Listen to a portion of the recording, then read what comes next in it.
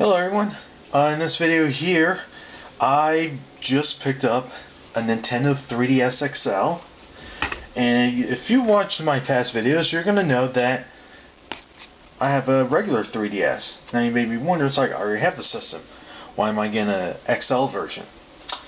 A couple of reasons why. One is, I always felt, even when I first picked up this system, the screen was always way too small for my liking. Going from like the PSP, and then when I picked up the PlayStation Vita, I went back to the 3DS. The screen is way too small. Even my smartphone screen is larger than the 3DS screen.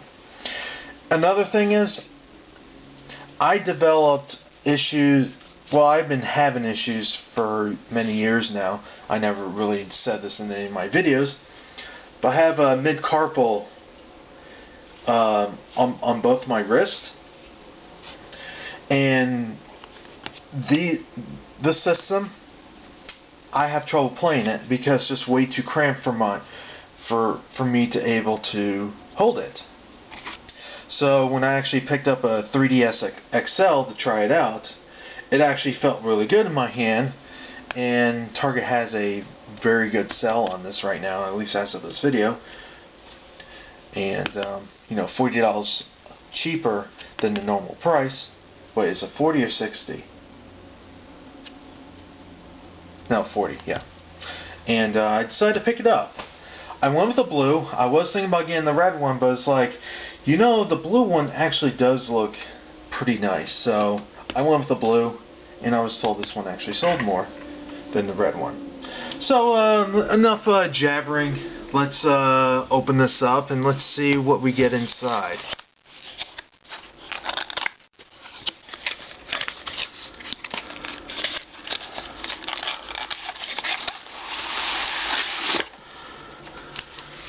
Alright, it just pulls out and the box falls on the floor. Alright, so we get the usual manuals, and don't want to show that, but yeah, it's pretty much similar stuff as the regular 3DS.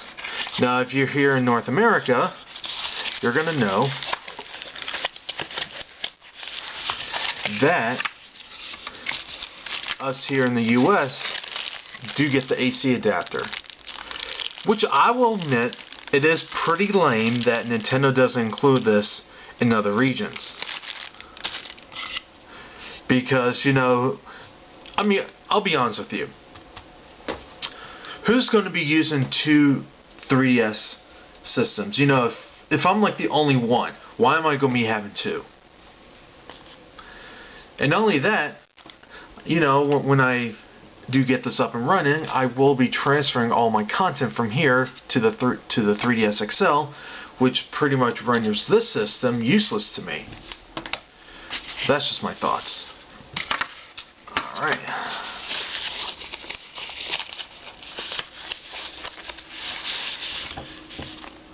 Oh wow. Okay, I do have to say this. The matte finish makes this system doesn't make it look cheap. The pictures, when I first saw them online, it's like, oh man, they got rid of the layered look, the original 3DS style looked elegant and all that, but I have to say, the matte look of this actually does make it up for it.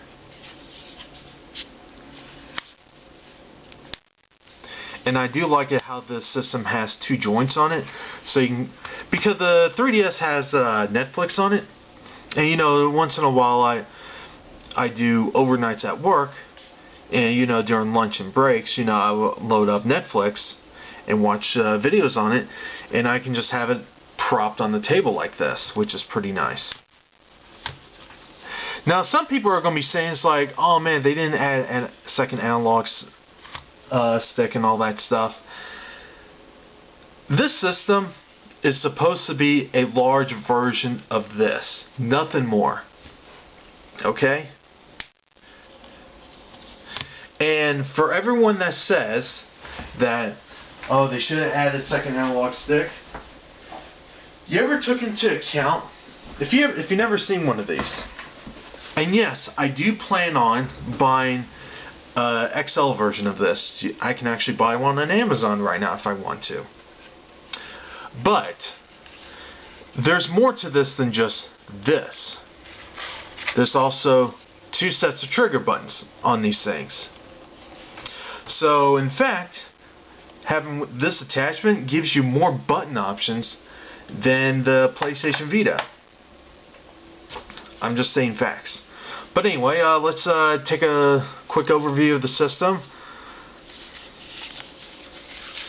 So obviously it does have the 2 cameras. You know, feature list between this and the regular is the same. It is pretty interesting they moved the headphone jack to the left side now, whereas the original 3DS is in the middle. Volume is in the same place. They did move the SD card slot to this side here, which this is supposed to come with a 4 gig SD card, I think. Yeah.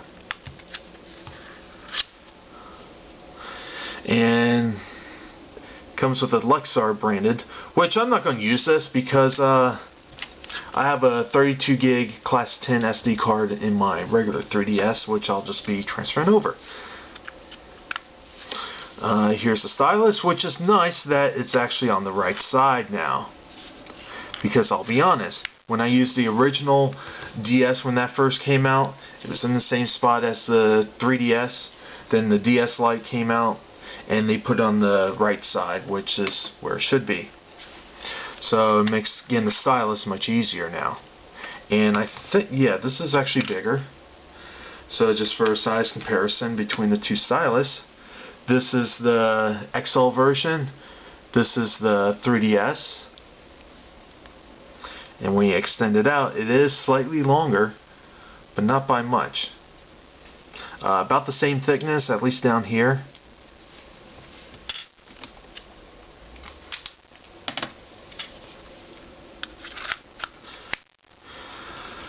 Now if we open it up, obviously there is 2 joints on here. Actually 3. I'm sorry, there's actually 3. You got the completely flat, standard, and what I like to call it, movie mode. Now, one big improvement I really do like about the 3DS XL is these are physical buttons now. When I first got this system, the original 3DS, the membrane here, while aesthetically it looks pleasing, it's really hard to press these, especially if you're playing in the dark, because at least with this here, you can actually feel the buttons on here. And these don't really click. I mean, you can feel it click, but they don't make a clicking noise like this one does.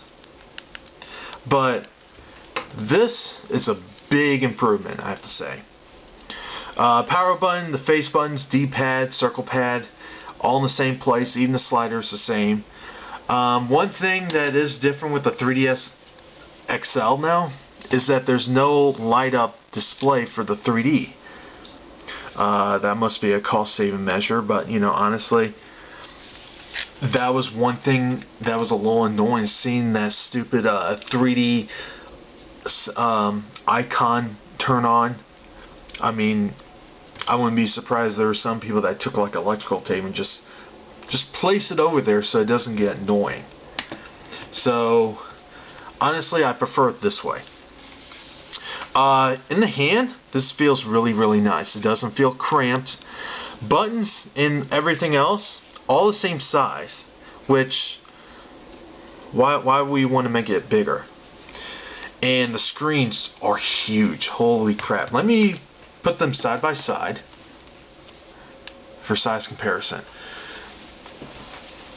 And just look how much bigger the 3DS XL is. Now let me grab my PlayStation Vita. So here's my PlayStation Vita. Let me get that out of the way.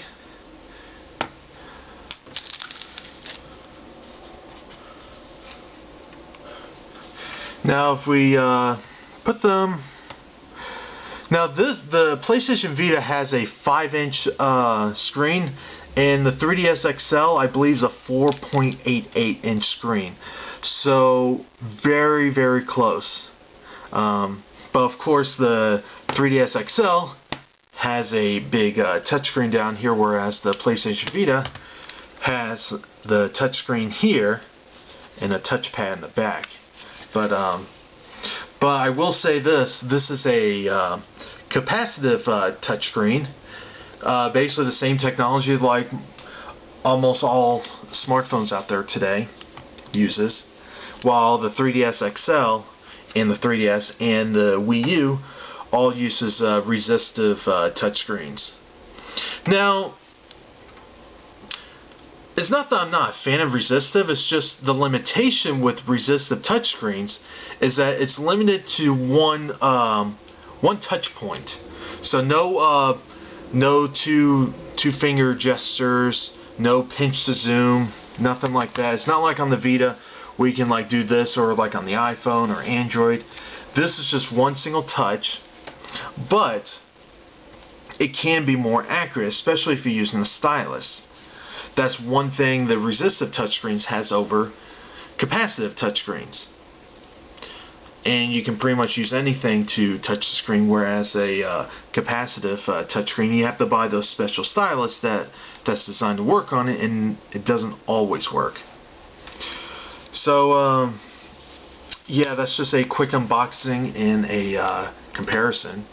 But just on the side note, I also noticed the box for the original 3DS is much larger than the 3DS XL.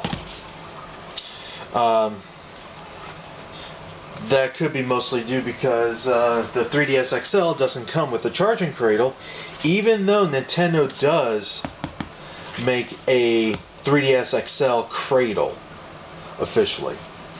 You can't buy it in the store, at least not here in the US, but you can't order it directly through Nintendo, and that's actually what I did. So when I do actually get that, I'll do a unboxing and overview video of that cradle. So expect that one too. But I just thought that this was pretty interesting, that the box is much bigger.